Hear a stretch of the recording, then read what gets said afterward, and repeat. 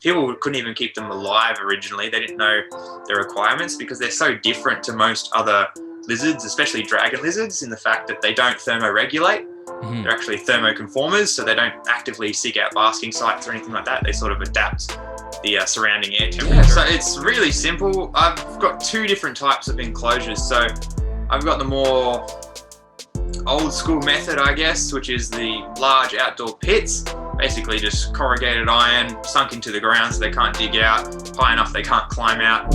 You know, because we have, you know, an issue with people, you know, caring improperly. Is there a way to stop that, and is a license the answer? And you never, if people don't really come up and check up on you, then maybe it's not, but I don't know.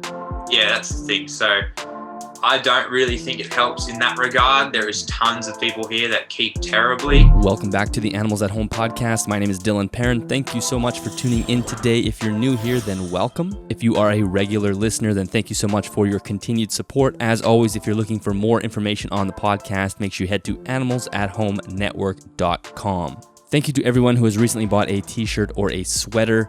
If you are interested in an Animals at Home podcast t-shirt or sweater, make sure you head to animalsathome.ca/shop. And with the sale of every t-shirt or sweater, $5 does automatically get donated to the Amazon Rainforest Conservancy. I recently had an appearance on another podcast, that is the Exotic Pet Collective podcast with Richard. You may recognize Richard from his giant YouTube channel, Tarantula Collective, which is a huge invert channel, but he also has a secondary channel called the Exotic Pet Collective, where he mostly does this podcast, which kind of generally revolves around inverts, but he's also kind of mixing in other exotic pets as well. And we had a fantastic chat, so I highly recommend going to check that out. And thank you very much to our sponsor, CustomReptileHabitats.com. They currently have their 4-foot PVC enclosures on sale for $3.99, and they are, I think, a step above the rest as far as enclosures go, because they do have a mass amount of ventilation on top, which allows you, A, to provide fresh air, but also then you can provide proper lighting, which is one of the weaknesses in PVC cages up until this point.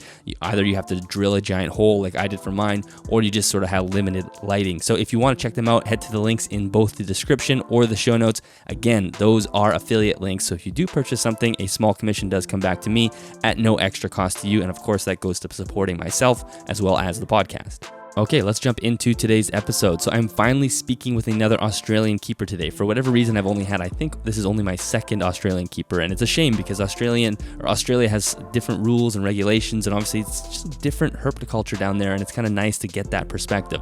So today I'm speaking with Cooper Vanderwaal. You may recognize Cooper from his YouTube channel, Coop's Reptiles. Cooper is a longtime reptile keeper, a zookeeper, as well as a biologist. So we discuss his duties at the Australian Reptile Park, as well as what he's doing at the university as far as research goes. It's really, really fascinating. And of course, we discuss his YouTube channel and a few DIY projects he has on the go.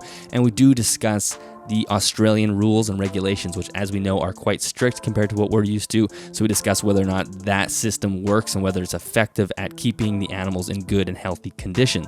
Let's jump right into this episode, and I will talk to you guys at the end. Enjoy. Cooper, welcome to the show. Thank you very much for doing this. Hey, thanks for having me on. I love watching the show, and glad to be here. I think you are somehow only the second Australian I've had on the show. It's kind of crazy. Oh yeah, who did you have on recently? I haven't. I think it was like the third episode I ever recorded. I had Kyle Chalmers on. Oh yeah, yep, I know him. Yeah, so I have a swimming background, so we kind of had a connection there. So that was my first and only Australian, and I'm actually interviewing Tyson from Doc Mertens, the account. Yeah, Tyson. In a couple of weeks, so it'll be a couple Australians in a row, which will be kind of good. Nice. Yeah, it's good in Australia here because there's not many people that put themselves out there like that too often. So we all know who each other are, basically.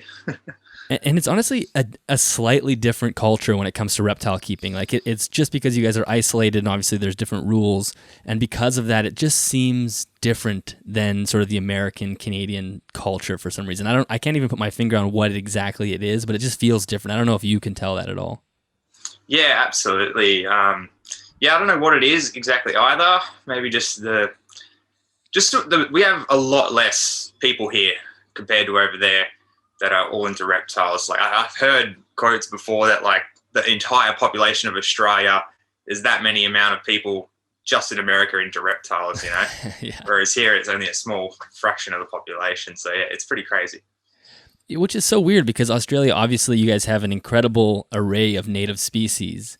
But I guess for the general public, are reptiles more of like an annoyance in a lot of ways? Maybe not even an annoyance, but just they don't even notice it?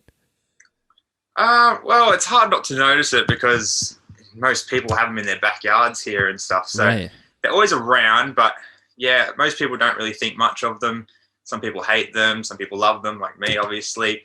But yeah, it's hard to avoid them, really. So that's why we need to get people to really be loving them instead of hate them, fearing them. It's fear that's the main thing. Yeah, exactly. So tell me a little bit about your background. When did you kind of sink your teeth into working with animals or reptiles in general? And then we'll ask a little bit about your education and what you're doing for work. Yeah, so I've been into reptiles since I was just a little kid. I originally lived up in North Queensland. I was born up there. And one day, I think I was about 4 years old, I was just running around in the front yard and I saw like a little dragon lizard running past. And I was like, oh, that's so awesome. And then as time went on, we ended up catching a few and keeping them. And yeah, it was good fun. Obviously, back then, I was doing everything myself. My dad has been a big part of everything. He kept reptiles as a kid and he knew what to do and everything. He used to breed pythons and stuff. So he's always been really pushing for that and really supporting me with everything. So I'm really grateful for that. And yeah, as time's gone on, I just kept more and more stuff, moved down to where I am now in New South Wales on the Central Coast. And yeah, just started building my collection from there. Sort of after I finished school, I had a few animals, but then right after I finished school, I actually got more into the YouTube and seeing people on there doing things and how things have progressed. And then I just really started going up from there with getting new animals and really diving into it a lot more. And then did you go to university at all? Because I think you do have a degree in biology. So were you trying to direct towards studies in reptiles? Yeah, so I've done a bachelor's degree with biology major at Macquarie University. That was right after school. I went right into that. I wasn't expecting to do that. I didn't get the best grades in high school, but they still sent me an offer and asked if I wanted to do the course and stuff. So I was like, all right, I'll give it a shot. And because I always wanted as a kid to be like a field herpetologist or something, just out there looking at reptiles, studying reptiles. And I was like, well, this is probably the only way I'm going to get there. I'll give it a crack, see how we go.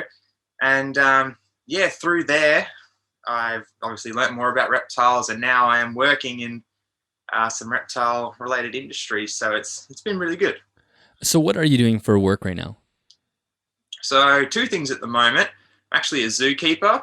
So I work at the Australian Reptile Park, and also I now went from being a student at university to now working for the university in a place called the Lizard Lab, which is run by Martin Whiting. Amazing.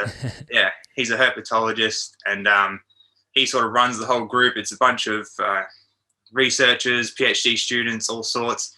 What I do is work there with them as sort of a research assistant at the moment, helping them in all their studies, looking after animals, a whole bunch of stuff. It's so cool. So tell me a little bit about the zookeeper position. Is that a dream job for you? Yeah, absolutely. That was the other thing. So it was either, being out there in the field studying reptiles or like being a zookeeper. And yeah, so that sort of stemmed after university. I saw a position available just to volunteer and help out. And I just thought it was a really cool opportunity because being here in Australia, we only have the natives to work with. But at this particular zoo especially, they have a whole range of exotics. So I just wanted to get some experience working with some different animals and the exotics. And yeah, over time, I've just worked my way up a little bit, and now I'm getting some paid work, and it's been great fun, learning more and more. That's what it's all about, just getting that cool experience. So the day-to-day there, is it mostly just feeding and cleaning and interacting with the animals? Yeah, it's a lot. So it's a lot more than I originally expected. I think every zookeeper I've ever talked to is like, it is just a ridiculous amount of work. Like, you don't get paid for the work as much as, you get paid to be there, but you do way more work than you're paid to do. Yeah, you don't do the job for the money necessarily. You do it for, how awesome it is because you love it. But yeah, there, what I normally do is, I'm a reptile keeper, so I care for the animals, do shows, and a lot of public interaction at the place I work anyway. We really bring out animals a lot, do a lot of shows, one-on-one with the public, educating them about the animals, and it's just such good fun. Is there a favorite reptile that you work with there? That's a real hard one. But I'd probably say the coolest ones between it's probably between the Komodo dragons or maybe the giant tortoises. I mean, big impressive reptiles. Yeah. They're just so cool. So there's always this almost like an ethical dilemma that you get when you work at a zoo. And I don't know if you've experienced this, but you go to the zoo, you work there, and I'm sure the animals there have huge, large exhibits that are way more extravagant than anybody could have in their home. And then you come back to your home, and behind you, you have amazing enclosures. You can see them on YouTube. You do an amazing job caring for them. But there's no way to ignore the fact that there's no way we could keep an animal like they do at the zoo. So do you ever have that sort of guilt or moral dilemma coming from the work conditions to home? Not really. I try not to. I try to just work on improving what I'm doing. You can always do better, I think. And or even just something, you don't necessarily have to have the biggest enclosure right away. You can do other things. Like for the zoo, at the zoo, for example, the Komodo dragons. So it's impossible to replicate how much space they would have to roam in the wild. So instead of just leaving them in their enclosures, which are nice big enclosures, every day they actually come out for walks, and they get to walk around a giant part of the zoo. They basically walk around the entire zoo every single day. They get their exercise, enrichment, everything like that. So even things like that, letting your animals come out and interact and everything like that. And then just, working over time to improve things. Yeah, exactly. And that's kind of the message I always give. It's not about where you start. It's always about sort of making that trajectory upwards. So maybe you could, I know you do keep quite a few animals, but you could maybe just lay out roughly what you're keeping right now in your private collection. Yeah, sure. So I mostly have a bunch of blue-tongued skinks. I really quite like them as captives. They're quite easy to care for, and they do really well. So I have 4 different species of those. Just behind me here, I've got a pygmy bearded dragon. I've had her for 11 years, I think now. She's been quite a while. Just up there, I've got a little Gillen's monitor. He's really cool. He's one of the newest sort of animals I've gotten, and he's just a little nutcase. He just runs around like crazy, and it's so cool to have a monitor finally. They're really different. As well as that, I've got some mountain dragons. They're a bit uncommon. And Boyd's forest dragons, that's a big one that people see on the channel. It's on my shirt there, I've got one. I've got a few turtles as well, and just things come and go every now and then. But that's basically what I've got at the moment. You know, it's so interesting seeing an Australian collection, because something like a pygmy bearded dragon you'll never see in North America. At least I don't think there are any here. And it's funny because you see it, it's like just a tiny little bearded dragon. Yeah, it's weird. We have such a good diversity here of reptiles, and I kind of enjoy that, we can keep all these little things that everyone else can't have, because we can't have all the cool things that you guys can have. Yeah, you got to have a couple wins. Yeah. So as far as breeding projects, is it mostly skinks, and what else are you working on for breeding wise? Yeah, so mostly it is the blue tongues. Mostly now it's the blotched blue tongues. I find they're my favorite sort of species, and they're great because I can keep them outside year round, no worries at all. They're really, really hardy animal. So I just enjoy them. But the other skinks as well. I've got some Westerns and Centralian blue tongues. They're really cool. They're a bit harder to breed, so I've like the challenge of trying to get them to breed. I've also tried to breed the mountain dragons before. I didn't have the best success with that. And then unfortunately I had a couple, like my male passed away. So they're kind of just sitting there, a bunch of females at the moment. We'll see what I can do with that in the future. And then, of course, the Boyd's forest dragons are a big one. I breed every season. It's kind of what I've known for here. And, they do great. It's interesting keeping outside. I want to get to the Boyd's dragons as well, because that is a fascinating species. But as far as your outside setup, it's amazing. And I encourage everybody to go who hasn't seen your YouTube videos, like how you have them set up. But maybe you could just walk through kind of roughly the way you set up the skinks outside. Yeah, so it's really simple. I've got 2 different types of enclosures. So I've got the more old school method, I guess, which is the large outdoor pits, basically just corrugated iron sunk into the ground so they can't dig out, high enough they can't climb out. And then you just throw in a bunch of hides, leaf litter, all sorts to make it look natural and nice, and then they can just live out their life in there. But how I set those up is where I live, it can kind of flood here sometimes if there's too much rain. So I have them really built up on the inside so water can just flow through. got one half of the back of the pit totally covered, so no rain gets on it. They can stay dry.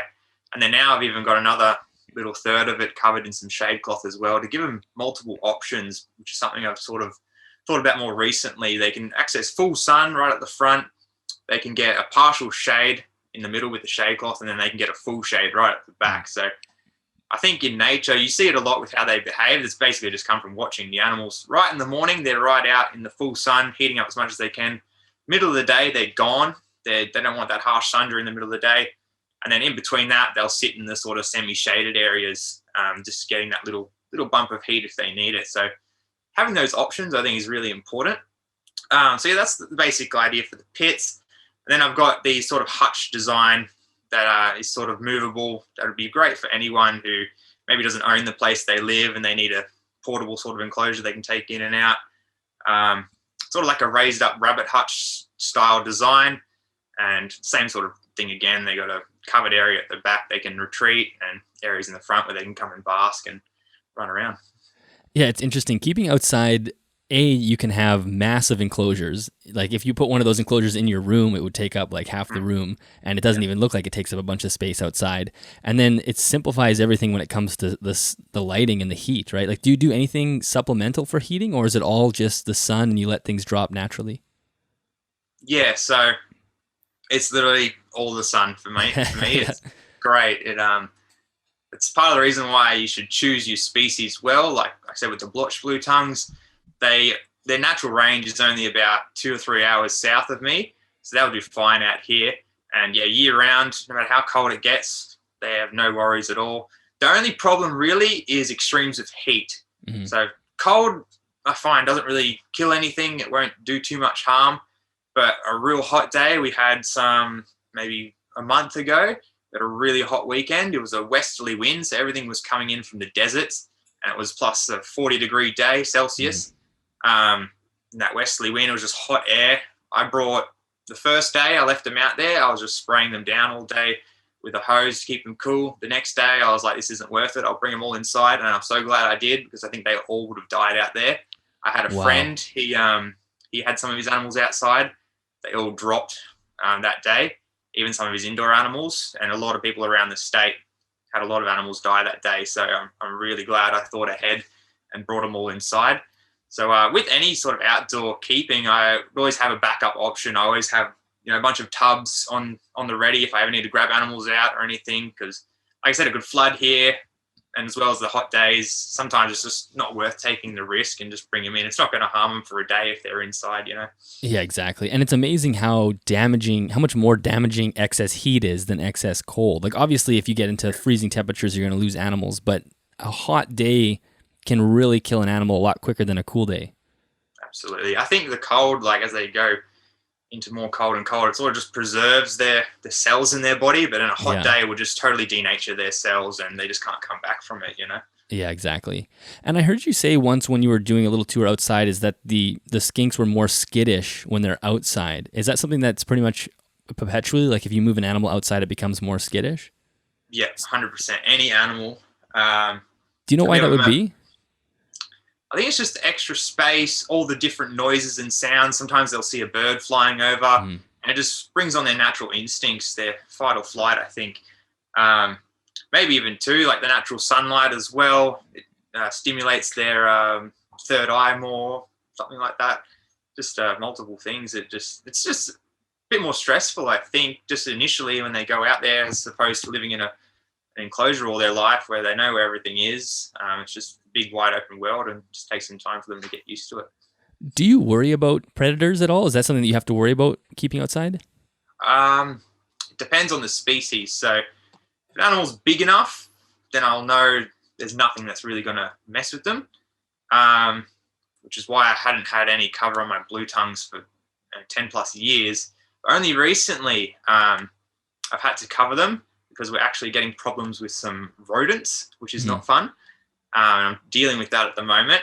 Thankfully, nothing bad has happened. I've just employed recently the use of surveillance cameras, which is something I'm definitely going to try elsewhere around the place. Going to buy some more because they've shown me so much more about the animals, because you can't be here at home all the time. Exactly. And so when you can watch them through on the camera, see their whole day, it really opens your eyes to some things. That is actually something I'm definitely wanting to do as well, because so many animals are nocturnal, and you like you say, you miss out on a lot, so you can't even tell if they've moved for the last 4 weeks. So I want to buy some sort of night vision. Which cameras did you buy?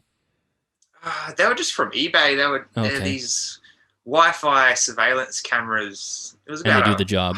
$150. Yeah, they're great. They connect right to my phone. I can pull it up right now and watch what's going on. Yeah, they're really good. The ones I got are solar powered too, so it works. I don't even have to use electricity for it. It's great. So as far as the rodent issue, were you just seeing rats and things going in and stealing food? Is that what it was? Yeah. Okay. And they're not harming the animals. They're just a nuisance. No, not yet. That was the fear. They're just going in after the leftover food that I may have left in there. So I've stopped that now. Take out all the food at night. And they don't seem to really mess with the animals, thankfully. But yeah, I'm working on that at the moment to make sure it doesn't progress. And with those outdoor pits, I'm actually going to tear them all down soon and make them all completely proof to everything. So going to make them a much better design. Similar thing, but yeah. Will you put a lid on top then? Yeah. Like just a screen of some sort? Yeah. Gotcha. I've got that now. I've got netting over it, but the rats can still get through it. Yeah, so, the rats are sneaky. A bit more. Yeah, they're horrible. So I'm getting something a bit more solid. And I know one thing, that most of your animals, you put them through brumation, and I guess that's probably just the outside animals. You probably don't have to do anything; that probably just naturally happens. But on the inside, are you dropping temperatures, or what are you doing to stimulate brumation habits in the animals inside? Yeah, so it's pretty easy outdoors and indoors. Outdoors, the temperatures just drop; they know what to do. As long as you've got a suitable area for them to brumate in, then they do fine. I have little sheltered boxes inside all my outdoor enclosures where they just go in there and they're out of the elements, which is important. But indoors, literally, they can feel when the temperatures drop. I got a window right next to my reptile room here, and I just leave that open, and they can feel when the cold weather's coming in. They start to slow down a bit, and once they slow down to a point where I can see they sort of want to go away, I just turn the lights off. Done. And that's easy. And then once it starts to warm up again, I'll see them start to come out before even the lights come on. They're looking at me please give me some heat. And then, I'll turn it back on and they'll heat back up. Yeah, it's funny because that's the one thing that I guess would come with owning only species from one area, is that they all are on the same cycle. So in your winter months, you have a fairly low maintenance list of things to do, right? Yeah, it's I've got half the year off. It's great. Yeah, that's nice for money and for time. It just gives you a little break from them. But usually I'll keep my babies that I've bred, I'll keep them warm throughout the winter to give them a good start. So I'm just kind of enjoying little babies, growing them up while everything else is asleep. It's good fun. So as far as the way you keep, obviously you have a fairly, I would say, naturalistic philosophy. Were you always that way? Did you start that way, or has that kind of evolved over time? I'd say, it's always pretty much been like that. Again, I started with some little dragons and snakes and things like that. I always had them in a natural sort of setup. Obviously gotten better over time at making it look a lot better. But it's always been quite naturalistic. I've always kept things outside as well. And when it's outside, you can just easily throw some rocks in there, some dirt, everything like that. And it looks good. But the only time I've ever really not been like that is just when it comes to breeding and maybe making sure babies and things are healthy, keep a bit more sterile. Otherwise, it's always been pretty natural. I always enjoyed having enclosures that look like the environment, Mm-hmm. And that's one of the nice things about keeping animals from an area where you're even somewhat close to, is you have a very good idea what their natural environment looks like. Unlike me, who has to, trying to replicate South America, for example. It's I don't really know what I'm trying to do besides pictures, but you are in the habitat, which is kind of good. Yeah, it's cool because I've seen a lot of the species I have, or a lot of similar species to what I have in the wild. So you really know what's going on. It really gives you a way better idea of how things look and should be. Is there a fairly heavy, industrialized rack breeding culture in Australia, or is that just kind of saved for the breeders, or is there a bit of a mix? It's sort of used where needed. So obviously the python keepers, a lot of them are into their racks and things like that, as well as gecko breeders, like knobtail geckos, things like that. Any sort of nocturnal animal like that, if it's got a colour morph, then it'll probably end up in a rack somewhere. Yeah. As well as the blue tongues. There's a lot of blue tongue breeders that keep in racks now. Yeah, generally, like most other things, it's not that common, especially here because we don't have the giant breeders like you guys do over there, I suppose. So it's just not as common as most people just keeping them for pets or, small little breeding groups and things like that in enclosures and stuff. So it's not as common. Hence why we only have, I think, 1 or 2 rack manufacturers available here in Australia to buy from, and they're very expensive. So, yeah, it's not that common, I don't think. Yeah, I think it's probably just different based off of the reduction of species available, right? People still you want to have, if you don't have as many options, you may not have people going down that path as vigorously. So I want to talk about your Boyad's forest dragon, because that is a crazy looking animal, and I would say fairly rare. I've never seen one, but I guess they have been exported probably at least a little bit into North America and Europe. But are they fairly common in Australia as far as keepers go? So they're not common. They're not. It's not like something everyone has. That'd be like a bearded dragon or something like that. They're more common now than they used to be. There's a lot more breeders now. I think it was only 15 years ago or so, maybe even 10 years ago. Like they haven't been bred for that long. People couldn't even keep them alive originally. They didn't know their requirements because they're so different to most other lizards, especially dragon lizards, in the fact that they don't thermoregulate. Mm-hmm. They're actually thermoconformers, so they don't actively seek out basking sites or anything like that. They sort of adapt the surrounding air temperature and go from there. Probably mostly because their environment is quite constant. They live under the canopy in the rainforest. It's always quite warm, quite humid, and they just know that they can sit there and be fine. They don't have to think about it. So yeah, those back in the day, they used to keep them too hot, give them too much heating and things like that, and they would just drop like flies. But nowadays, we've slowly figured it out, and I think they're one of the easiest species to keep and breed I've ever worked with. So they're really cool, and yeah, I love them. So care-wise, what do you have to do? Do you have supplemental heat, or you just keep them at room temperature? Because it is a very strange concept to be this thermal conformer, and you think, why? How are they so different? But yeah, you're probably right. They're under dense canopy all the time, and it's fairly stable. So what do you do for just care-wise? Yeah, so where I live, the general inside room temperature in the house is, mid to low 20s. Sometimes it'll approach up to 30. And right in that area is exactly where they want to be temperature-wise. So I literally have their enclosure, nice big vertical space for them. They love to climb. I'll have a UVB on top, a good old T5. I think I use a 6% by Arcadia. And then I'll have like a plant growth light as well, to grow the live plants and things like that. And both of those together, I find, gives off a little bit of heat. So right on top of the enclosure, that's like a slight warmer area for them. And then they can just move up and down if they feel a bit hot or warm. And yeah, it usually meets the parameters fine. I know people down in Melbourne and South Australia, everything like that, down south where it's a bit colder. Sometimes I'll add a bit of a heating source just to keep it in that mid-20s sort of range. Sometimes it can drop quite a bit there. But yeah, they're really easy just like that. And then as far as temperament goes, it seems like they're pretty chill because I've seen you handle them. They don't seem too skittery, but maybe that you've worked with them. I'm not sure. Yeah, I don't know. Some people message me all the time and they're really jealous of how easily mine handle. I haven't done anything special. I leave them alone most of the time. But I found they're a pretty chilled out animal usually.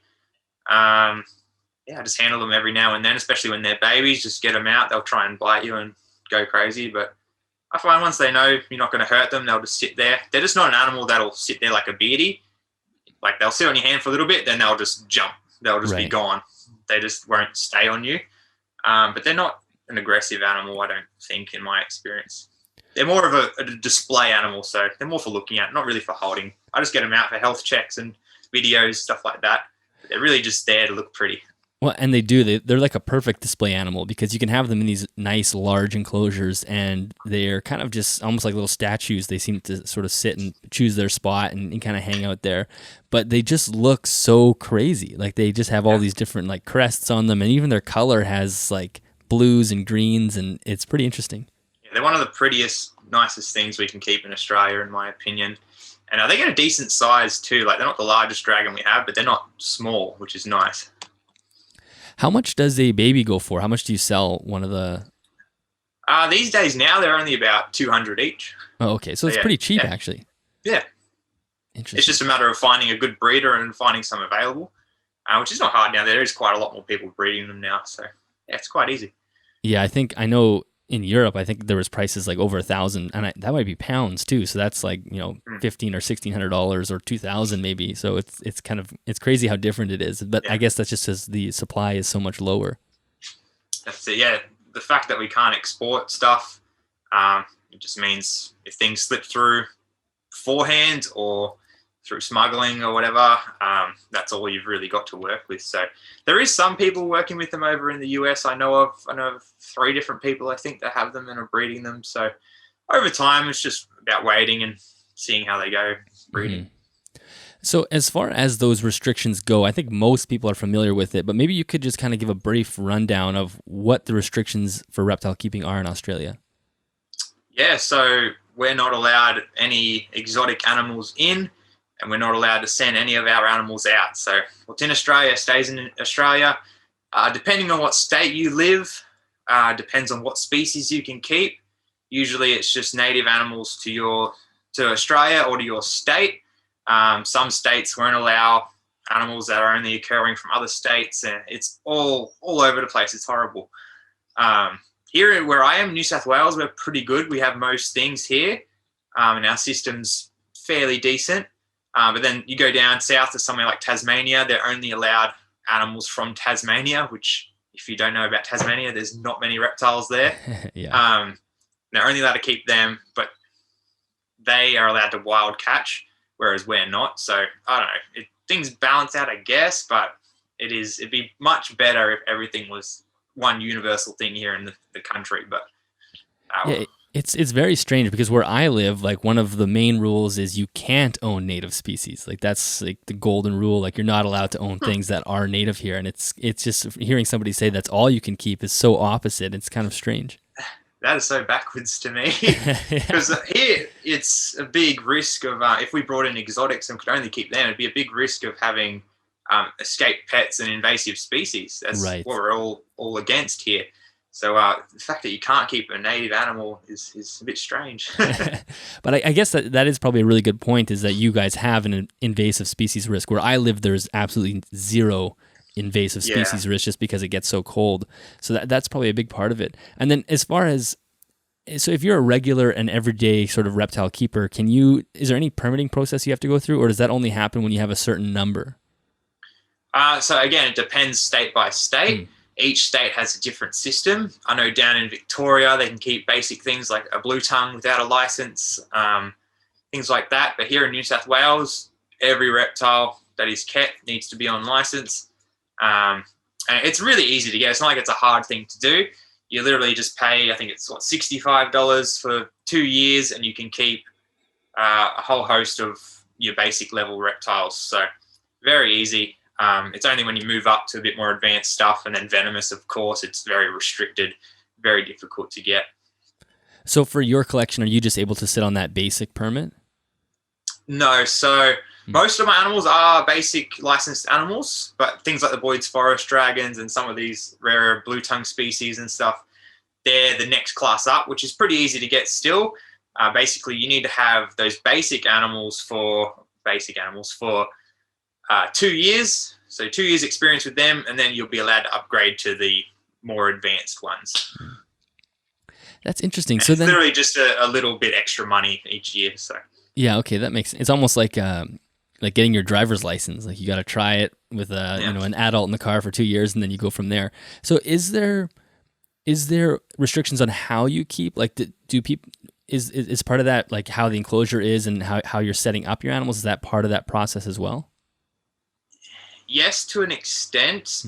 It's not something they really enforce, not that I've seen. Unless you're keeping venomous, then they definitely usually come around and make sure everything's locked properly and secure. As far as your basic reptile license, there is for each species a minimum cage requirement size. The sizes are pretty small for the minimum, and I've never seen anyone come and enforce that. But it's really easy to meet that standard anyway. So yeah, there's that, but it's really not that regulated. So do you think it's an effective way at controlling the hobby there? Does that work? the licensing in general? Yeah, just in general, like, because it's kind of an interesting, because it's something that we always talk about here. Like, it would be cool if we could, have people have a bit of a licensing system, because we have, an issue with people, caring improperly. Is there a way to stop that? And is a license the answer? And you never, if people don't really come up and check up on you, then maybe it's not, but I don't know.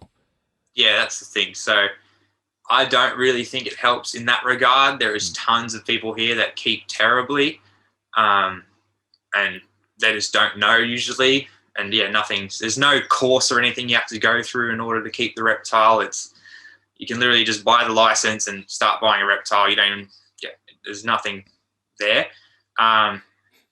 It creates pros and cons. So it's good that there is a system in place so people can keep track of the animals and everything like that. But there's still people that just catch animals from the wild and things like that. They will get a fine if they're caught, but they hardly ever get caught. And then it also opens up for things like smuggling, which is just terrible. What do you mean by that? You mean that it just because of those rules, the way they're written and the strictness of them, it encourages smuggling, or? Yeah, well, like I said, we can't bring anything in or out. Right. So people are always going to smuggle them in by usually horrible fates for the animals, especially smuggled out. You see on the news every few months or so, someone gets busted trying to go through the airport with 20 blue tongues shoved in containers and socks and things like that, and rice cookers. And yeah, it's really bad. And most of the animals die during transport anyway. And it's just really sad. Yeah, and I think we, once in a while, in the States anyway, I'm in Canada, but in the States, we'll start seeing, blue tongue morphs pop up that really shouldn't be here. I mean, the chances of them popping up naturally is pretty much impossible. So, they're sneaking things are getting somehow. out, that's for sure. Oh, yeah. Exactly. Interesting. Yeah, so in the end, it's probably, the system the good people are end up paying and the bad people just don't follow the rules. Pretty much, yeah. Yeah. Yeah, it's unfortunate because it's a conversation we have over here all the time, and I always gravitate towards sort of the situation that you're saying now is it ends up being the responsible people that pay, and the people who aren't responsible are just going to do the same old stuff anyway. Yeah, so and then also too. Oh, go ahead.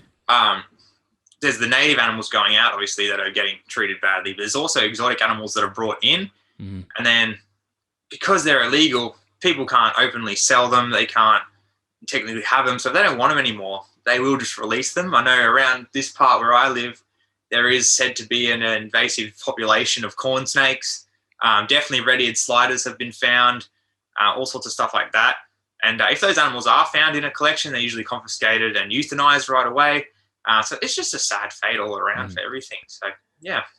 Yeah, and I guess if you do have an illegal animal, it will be so obvious. Like, you couldn't post on Instagram or Facebook a species because it's just blatant that it's an illegal animal. Where here, there are certain rules depending on where you are, but it might be, a certain length or a subspecies you can't have. So it's much more gray. So if someone posts on Instagram, you can't blatantly tell.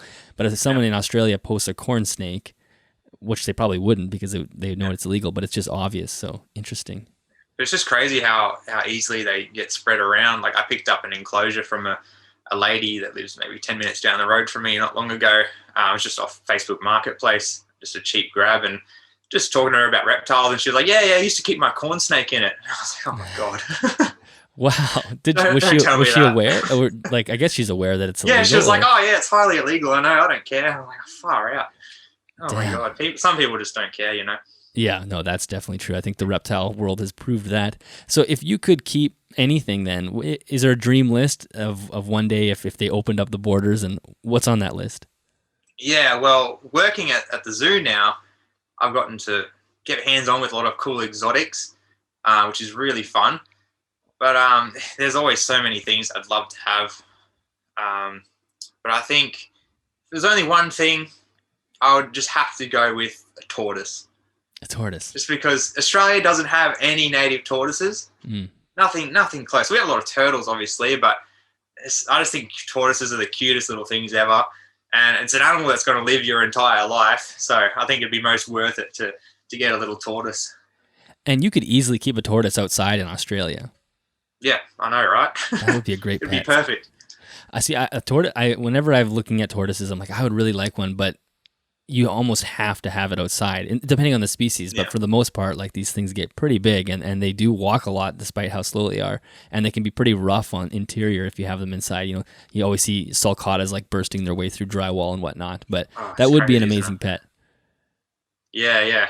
I can imagine they definitely dig up my yard. That's for sure. After working with the Galaps at work, they have these big doors that we lock them in for cold nights sometimes, and they push right on the doors. They bend metal and everything. They're so strong. So I can imagine they just tear through my fence like it was nothing. Oh yeah, exactly. But it's worth it.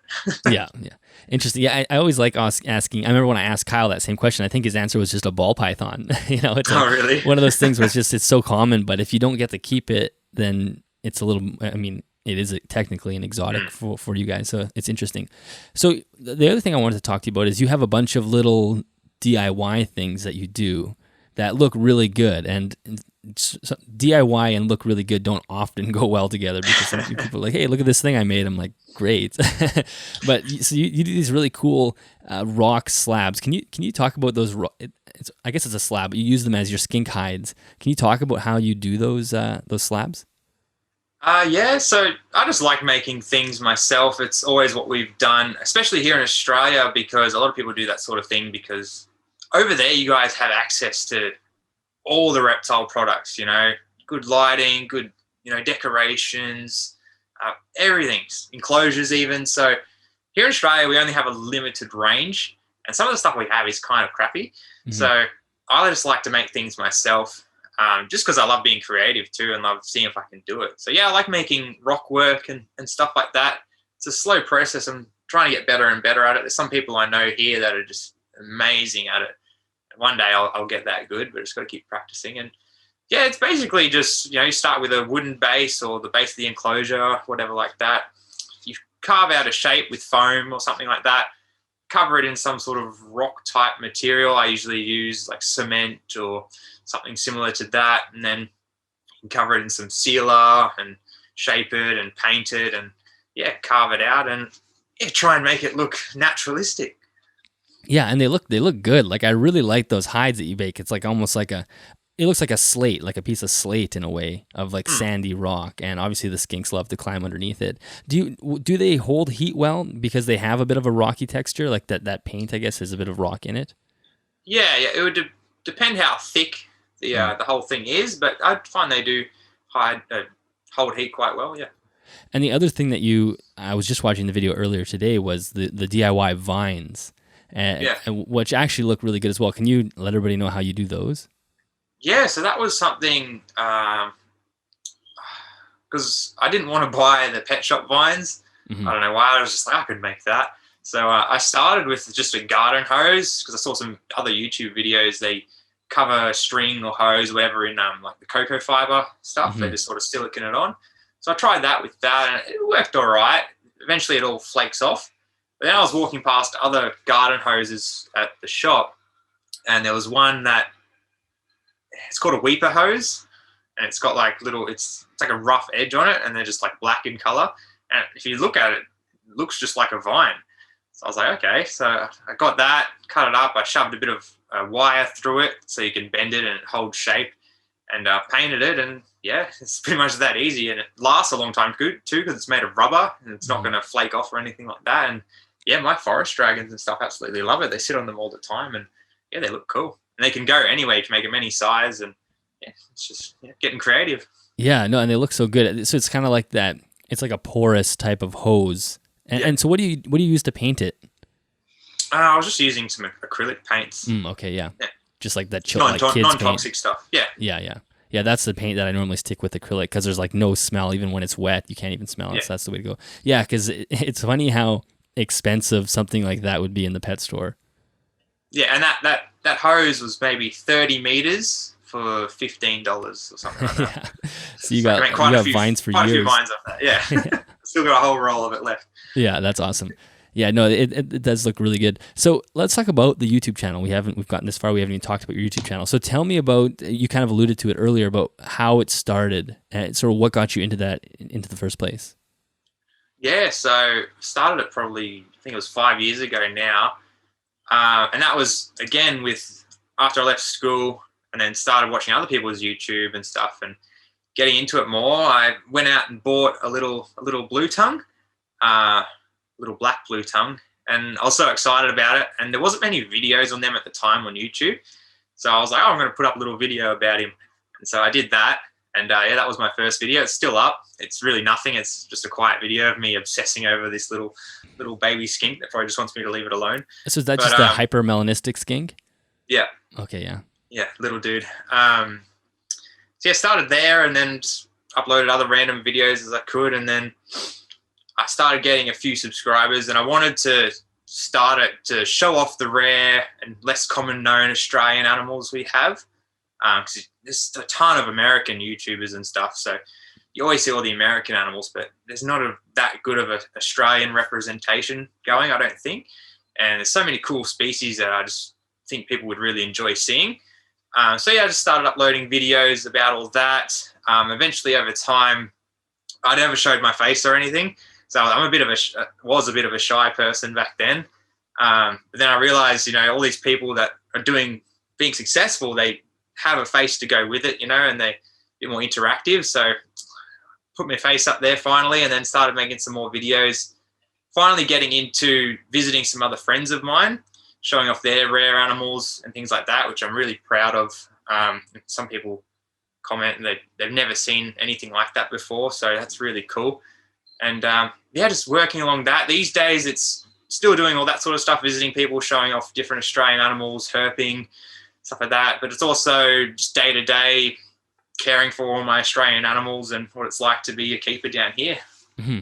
Yeah, I think you're right. There is a bit of a hole as far as the Australian keepers go. I think there's a few of you guys, but I don't think. What are some other Australian channels out there? There's you. I can't think of many right now off the top of my head. Yes, there's a lot more now than there was. There's Criticam, of course. That was right. One of the ones I used to watch before I started mine. They're obviously been at it for ages. Peter Birch, he's good. There's a mate of mine. He's doing some good videos now. Beach's Scaly Beast. You'd probably like to watch his videos. He has a whole room of bioactive enclosures and stuff. It's really cool. Mm-hmm. Who else? There's Wicked Wildlife, a mate of mine. He does a lot of educational-based videos. Yeah, I've seen him. Who else? There's a bunch that I'm not even thinking. There's Habitats at Home, that new channel by Tyson. Yeah, that one's going to be good. Really cool. Yeah. Yeah. Oh, there's also The Natural Herpkeeper. That's Matt Somerville, and I forgot her name. The other lady that does it with him, they make some incredible enclosures and things like that. What else is there? There's a couple others as well. I'll probably just leave a comment on the video when it comes out. Other channels that I like. My friend Jake, Aussie Reptiles, he does some Australian reptile videos. Yeah. That's all I can think of at the top of my head. There's some good ones out there. And now that as you're listing them, I'm like, oh yeah, I remember those. And a lot of them are focused on like really what I would call high level husbandry, like doing an amazing job detailing out enclosures and like you said, keeping unique species, which is different than here, especially in the States. I would say most of the I shouldn't say most, but a huge portion of the reptile channels are ball python morphs. And it's nice to see the variety there in Australia. It's almost like the restrictions force you guys to be a little bit more creative that way. Yeah, I think so. Just less animals, less people into it, so it's not as big of a market, I suppose, to just make videos on little colourful snakes. Yeah. And it's funny how you were talking about not showing your face. That is such a speed bump to get over when you first start YouTube. You're like, I don't want anyone to see me. Yeah. And then eventually you just get over it, but it is terrifying at first. Yeah, it's crazy. I was the shyest person when I was younger. Like it's funny, I look at it now. I remember being in school and you'd have to do like a speech every now and then for an assignment. I would just look at my cards and not even look at the people I was talking to. I'd get through it as quick as possible. I was sweating, getting crazy about it. But now I go out at work and do, reptile shows in front of heaps of people in this reptile area, and it's just nothing. I don't even care anymore. And then obviously do the videos too. It's crazy. So do you think YouTube helped you for that? Just presenting it in front of the camera helped you, present in front of people? Yeah, absolutely.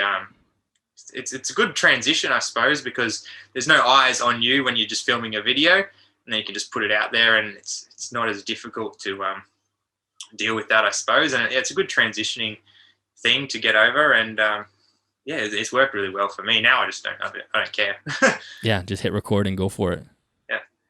Do you have any future plans or projects that you have? Like you had mentioned, you're going to redo the pits. Are there any other things that you have planned for the reptile, your private collection? Always. Yeah. I just want to upgrade everything. Some blue tongues over here. I mean, they're fine where they are, but I just want to make an enclosure probably double the size to give them a bit more space. I want to, again, redo some more rock work, try and get better at that, practice that in a few different enclosures. Just expand everything for everyone. I recently just got T5 UVs on everything, which I'm really happy about. There was a couple of things that just didn't have it yet, but I finally upgraded everything. And I'm just moving more towards that direction of replicating natural sunlight as much best I can and things like that. Yeah, the UV is like, it takes a long time to upgrade everything because it's expensive. It's like, especially if you have a bunch of enclosures, like you want to add it, but you can't do it all at once. Yeah, and it's difficult too sometimes. Like I said, because it gets hot here. So I imagine over there you wouldn't get that many issues with all these lights going. Mm-hmm. It would just make a nice little warm room for you. But here, the enclosures, even without, if the heat turns off, the UV light alone will just send it over 35 degrees sometimes. So yeah, it's a bit of, you just got to work around it. So yeah, I don't really have that issue, but I do in the summer. Like this room does get hot. If it's 25, 26 degrees outside, this room will get close to 30. And you think like, what the hell's going on? But then you realize you have all these heat lamps, the heat mats, light on that just collects all this heat. But it certainly it doesn't really affect me too much. But yeah, it, like you said, the UV and the visible light, they do throw off heat, even though they're not the heat bulbs. There's still heat coming off them. It's crazy. But what's good about those hot days too is I can just turn all the lights off in here and I can get everything outside for some sun. So will you do that? Will you just take them into your backyard and let them roam around? Yeah. I've got like this sunning enclosure on the deck out the back that I'll just throw things in for 2 or 3 hours and then switch them out for something else and just go throughout the whole day. Did you notice anything different with your skinks and whatnot when you added UV? Because I'm sure you didn't have UV at the beginning, and then I'm guessing you added it slowly. Was there any visible difference, or are you just obviously trying to replicate the sun? With the skinks, I didn't notice too much. They just look a little bit better. Their colours pop a bit more. I'd say there's definitely something internally going on with their scale and bone structure and everything like that is probably a bit better. And just mentally for them as well, just that extra visible light and being able to see the UV as well. I imagine that's really nice for them as well. Yeah. Yeah, I know TC Houston, who I'm sure you're familiar with, he talked about when he upgraded everything to UV, he just started having way more success on the breeding side, less stillborns and healthier babies and whatnot. So that was pretty interesting. Yeah, that's something I've been looking into recently as well. That's why I'm glad most things I'm breeding at the moment are outside because I can't remember where I heard it, but there's a big problem here with blue tongues generally where they'll have the babies growing inside them. They'll get right almost to where they're going to have give birth, and then they just die because the babies are stuck inside or whatever. And I've heard that's a big thing to do with UVB and the calcium it produces because they can help with labor contractions and everything like that with the animals. That makes sense. It sort of prevents that. I've never had that happen with my animals. They've always had great births. So, yeah, it's really interesting. Well, I'm sure keeping outside really helps you in that regard. So as far as your production goes, how many, and you already mentioned sort of what you're producing, but how many offspring are you producing a year as far as just your numbers go? Is it a pretty big, it's not a huge operation, it's more of a casual. Yeah, so for the forest dragons, I just regulate it because they lay eggs. It's easy. If I think I'm getting too many, I just won't keep a clutch. So I can just choose based off the interest I have in them. As far as the blue tongues, I haven't had all of the females go the last few seasons. I think this year will be the one where I get the most. So I'm imagining I got 7 from the litter just this week. So 7 times 4, whatever that is, will probably be around the number that I'll maybe get. And it's all about being prepared, really. As long as you've got the enclosures and stuff ready and you're prepared for that number of animals, it's not too bad. I think the problem most people run into is they're like, yes, I'm going to breed something. But then when the babies actually come, they're like, oh, I don't have enough room for all this. Mm-hmm. They don't think ahead. Exactly. Whereas me, I never want to have too many animals I always want empty enclosures. Like there's an empty enclosure right there. I've got half a rack out the back there that's empty, and a bunch of other tubs and things where I can put animals if I ever need to. Things happen, disasters happen, and sometimes you need to move animals out of an enclosure, and I always want to have a space where they can go. Yeah, exactly. So do you have any, as far as selling goes, do you just sell pretty easily? I guess you have obviously a YouTube channel and people contact you all the time, I'm sure. Does that help? Yeah, absolutely. So, yeah, I've got the YouTube channel. Obviously, people know through that, and then the Facebook page as well. I usually don't have to put stuff up. People just messaging me that often, and I can just sell through there. But yeah. Yeah, because that is like you're saying, people want to breed because it's fun and it's exciting. But then if you don't plan for the offspring, like for you, it's great because you can move the offspring really quickly. But if you're someone who can't, then you're stuck with like 10 skink babies, and if you don't have room for them, it's a really horrible experience. Or you just end up selling them to people that aren't prepared because you need to move them along, which is not good either. Yeah, and I hate that, absolutely hate that. I was going to this year hatch out way less forest dragons and only sell to people if they could provide me a photo and evidence of a really good setup, because I think that's just what they deserve. I still might do that, but I just haven't factored that into all my eggs so far. But people are usually pretty good about it, especially if they're watching my videos. They want to set up an enclosure like mine, so it's usually pretty good. But yeah, I want to try and create a bit of a higher standard there. I think it's just a lot better.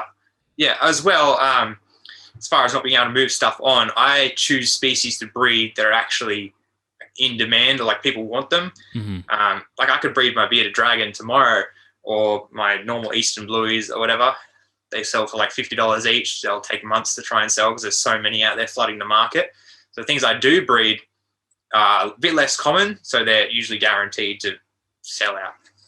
Yeah, that makes a huge difference. And that's I always tell the story on this podcast when I was originally wanting to breed boas, and that's what stopped me from doing that. Is I saw the same litter of boas for sale for like 9 months straight. Yeah, and that's where I realized, okay, yeah, there's no point of adding more animals to this. So that's a really good point. And like you said, if people are watching your channel, they are part of the group that you want to be selling to, right? They're not just like a random guy off of, what's the second? It's not Craigslist. There is it like Gumtree or something? Yeah, Gumtree. Yeah, Gumtree, like a random guy off of there. That just. So do you ever get a kind of a sense of somebody who you think is, okay, this person has no clue what they're doing, so I'm not going to sell? Or all the time. You can just tell about the way they message you. So they don't ask any questions, or if they do, it's things that you could easily just Google and know in an instant.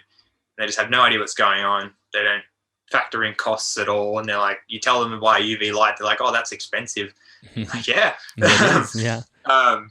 And things like that, you just tell usually. And yeah, I like I'm going to make a video on this. This is one I've been planning to make, a video on what makes you a person that someone wants to sell to, or what I look for in someone I want to sell my animal to. So like a recent guy, last Boyd's forest dragon babies I sold, he was messaging me for about 3-4 months, sending me updated pictures of his enclosure he built with the live plants growing and stuff in there, and asking me questions and constantly bugging me about it all, and just really excited, watching my videos and everything. And I was like, that's a guy I'm going to sell to, because I know he's going to take care of the animals. He's doing really good. He's willing to talk, and he still updates me. He commented on one of my videos yesterday, so it's going great. And that's perfect. That's what you want. I hate selling animals and then just they're gone forever. I never know what's ever happened. I've always got a question in the back of my head. It's horrible. I hate selling animals.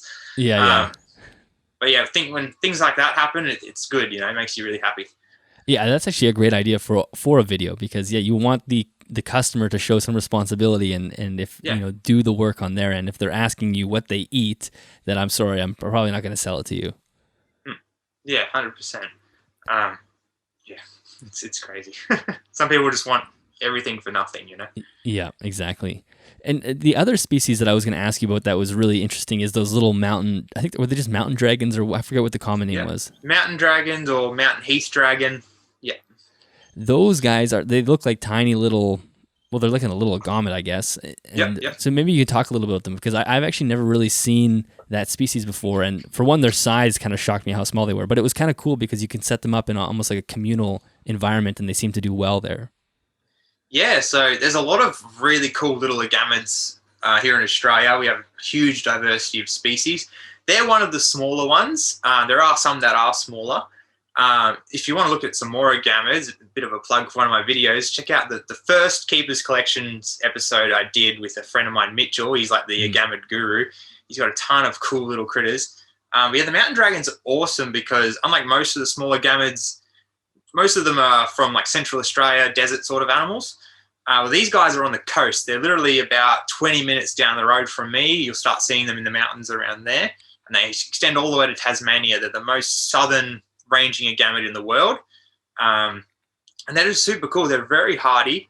You can set them up kind of like a beardy, just a bit cooler and a bit more humidity, I suppose. You know, I spray them down every now and then. And they get on great together for the most part, as long as you've got a single male with some females. And they're really active. So they're not like a beardy that'll just sit there. I don't know if my she's just there. She sits there most of the day. But they will bask for like maybe 10 minutes and run around like mad and then come back, and then feeding time is the best. Sometimes I'll catch moths and flies and things like that, throw them in there, and they jump through the air, do backflips trying to catch them. They're so fun. And what's great is they're a small animal. They're so tiny as an adult. You can give them a huge enclosure for their size and they use all of it. It's so fun. They're a great little animal. They're really quite variable too with their colors. There's blue ones, red ones, brown ones, gray ones, black ones. Yeah, they're really cool. Yeah, and that's actually a good point. And I brought this up in a video I did, I think, last month, is the potential when you have a small species is just so much greater as far as what you can provide. Because if you have this tiny lizard, you could provide them a huge enclosure that doesn't take up an entire room, right? It could be like a 4-foot long enclosure, and that would just be like a massive space for it. But then you get to see them do all this. Yeah, exactly. Like that's really cool. And that's kind of like the monitor that you have as well, because they. How big will he get? He'll get about maybe like that big, full grown. It's like a foot, maybe. Yeah, maybe a little bit over with the tail. They have a really long tail, but yeah, they're quite a small animal. And I can't wait to build him his bigger enclosure for when he's an adult. They're so fun, those guys. Because I love lace monitors and stuff like that, but they get huge. And exactly. They're very hard to handle, very expensive to feed in comparison. And so I just love the little monitors, you know, they're such fun. And they still have that monitor personality, and you're not going to have to give them an entire room. Yeah, it's so good. Yeah, I don't think we have any of those here. I haven't seen, but you see lots of Ackies and whatnot here and things like that, and those are just as cool. Yeah, here in Australia, the two most common beginner monitors are the one I've got, the DILLON and the Ackies as well. But now there's not that many people breeding the DILLON, so they're quite a little hotcake. They sell very fast. Do you do any herping or anything? I know you have a couple of videos where you've gone to rainforests. Is that something you do often? Not as often as I'd like. I definitely want to get into it more. I've been doing it a bit lately, a bit of road cruising at night, stuff like that, trying to find some snakes. I found a few things. I just haven't filmed it. But this season, I'm hoping to get some better film of stuff. And then I eventually want to go up to North Queensland on my next trip away and look for some boids in the wild and other critters like that. So it's definitely something I want to try and do more on the channel. Oh, that's a great channel I should have mentioned. Ricky McKenzie, or Ricky Mac, I think his channel is. It's all Australian herping, and he goes everywhere. He's shown off like almost not every species, but a ton of species you never even know about. He's been everywhere. Look at Ricky Mac's channel if you want to see. Okay, yeah, I'll put that in the show notes as well so people can find it. Have you seen it? I don't think I've seen that, no. Oh, watch it. It's great. Okay. He did some recently. He was finding green tree pythons up in Iron Range, Queensland, and stuff like that. Just crazy. Just watch it. See, those channels like that are so good because it shows you the natural habitat of the animal, and it really can change your perspective on how you keep. And we need more and more people going out and doing that sort of thing. It really does help the hobby. It's perfect. He did a great one as well on the Gillons monitors. He was out in the outback. I can't remember where he was, just middle of Australia somewhere. He just walks up to this dead tree that's like by itself. He looks in the crack of the tree and pulls out 3 of them. It's just that easy. It's like far That's out. Awesome. Yeah, some people just have a sixth sense of where these animals are. So you don't keep any snakes, hey? Not anymore. I used to have some diamond pythons, water python. I think I had a spotted python. I even had a green tree snake at one point. But yeah, not anymore. I just moved more into the lizards. But I do want to get some snakes again. I want to get maybe some rough-scaled pythons or something like that. Yeah, you guys have the best snake selection. So if you're stuck with just Australian snakes, you really have a ton of choices. Yeah, some good stuff here, that's for sure. You mostly see the carpets and the Antaresia for sale. But every now and then some cool stuff pops up. Like a friend of mine just bought a blue tree snake the other day, and yes, they're beautiful. Do you guys have venomous animals at the zoo? Yeah. So do you work with those or? Not yet, no. I'm a bit of a noob with venomous. I've only held some venomous snakes a few times, not at work though. But that is something I'm building up towards, and I want to get into eventually. This is where I work. We're the only place that provides anti-venom for all of Australia. So we have the hottest room ever. There's a room full of taipans, brown snakes, everything. My friend Zach, who is the venom supervisor there, he's got a milk and mold. It's pretty insane. Oh my gosh, what a job.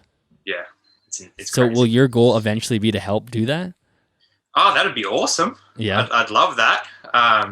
Yeah, we'll see what happens. It takes some time. Would you ever keep in your private collection venomous, or is that something you'd rather just keep in a public facility? I do quite like them. I'd just be very fearful because I know eventually I'll probably just get bit like most people do. Yeah.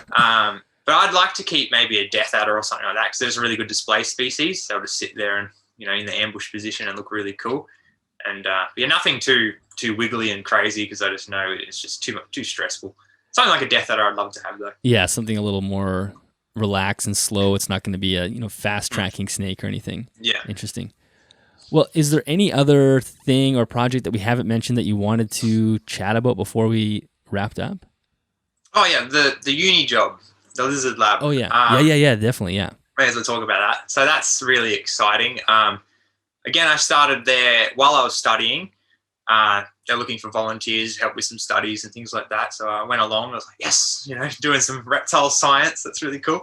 So started there and then worked there for a while, volunteering with different things. And then after I finished uni, the guy who runs it, Martin, asked me if I wanted to do some work there, helping them out. So I was like, yes, please. And so that's been really fun, just looking at lots of different things with Australian reptiles.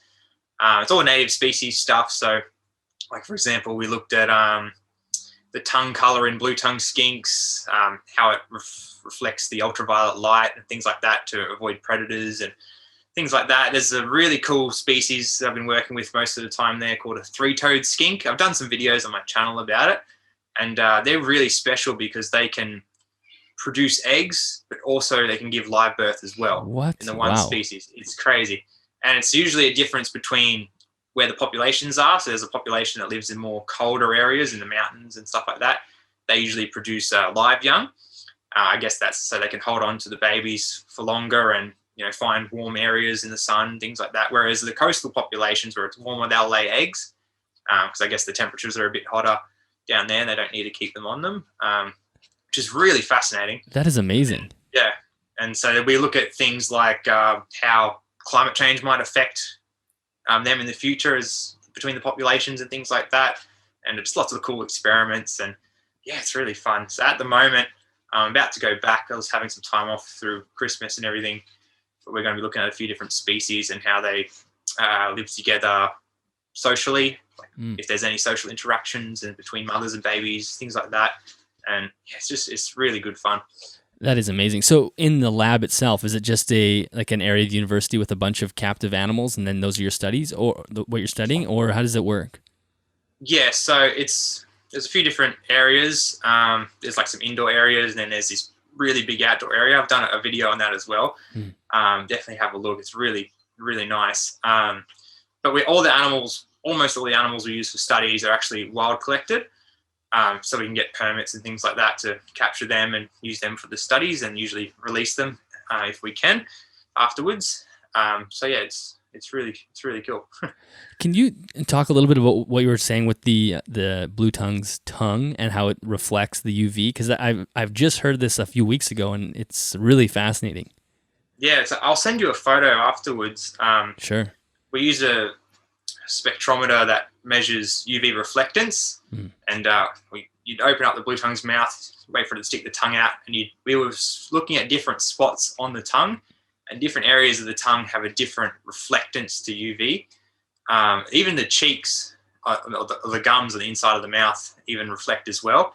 And so how it works is at the front was a bit less reflectant, and so they'll stick that out at first if a predator's coming towards them. And if that's not enough, then they'll open right up, and right at the back is super reflective. So their main predators are often birds, things like that, which can see ultraviolet light very well. So when they open up their mouth and stick that tongue out, it's like a bright flash of light that like over sensitizes their eyes and makes them like, go back, giving the lizard enough time to escape, which is really fascinating. Something you wouldn't even know of without being able to test the ultraviolet reflectance.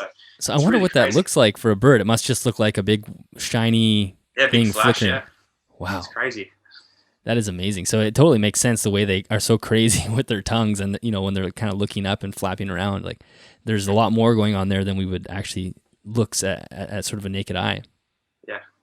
Very cool. There are so many hidden secrets you just don't know about. And yeah, it's amazing. We're there to try and find out. Yeah, it's funny, like even I've never kept skinks, but whenever I watch videos like yours, especially in the outdoor enclosures where they have lots of space, I always get a kick at how they move, because they really do look like snakes when they're walking, like almost. Yeah. They're just sort of slithering through, like they are just such a strange species. And then you add on the fact that they reflect UV light is just another crazy factor about that animal. Yeah, they're so fun. I love them, and they're just so easy to keep. That's why I love it. Yeah, outdoors it just beats everything. What do you mainly feed? Do you kind of vary their diet, or is it mostly, because I see everything over here: cat food, dog food, insects, whatever? Yeah, so that's the main stuff I feed. Usually a dog food mix. I mix in veggies, greens, a bit of fruit sometimes. And I'll also give them live food as well, eggs, things like that. They're pretty much garbage disposals. They'll eat whatever. But mostly the dog food, just because it's so convenient and easy. Yeah, cool. Yeah. Well, Cooper, this was a great chat. I'm happy to have another Australian on the show, and it's always nice to have a different perspective in the hobby. Is there?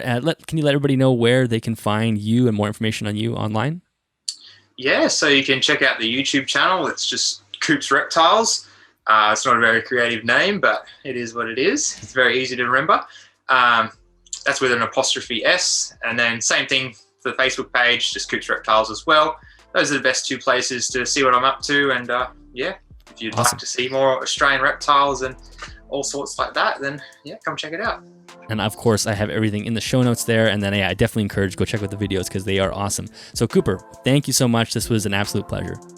Thanks for having me on. All right, that is the end of that episode. Cooper, thank you so much for joining me. I had a really great time chatting with you. It's always fascinating to learn about the different perspective. It's just funny. I think Australia and the West are so different as far as reptile keeping goes just because of those rules. And of course, we are quite far apart. So it's really interesting hearing that perspective. And thank you for sharing all the information, especially that DIY stuff and the research you guys are doing at the lab.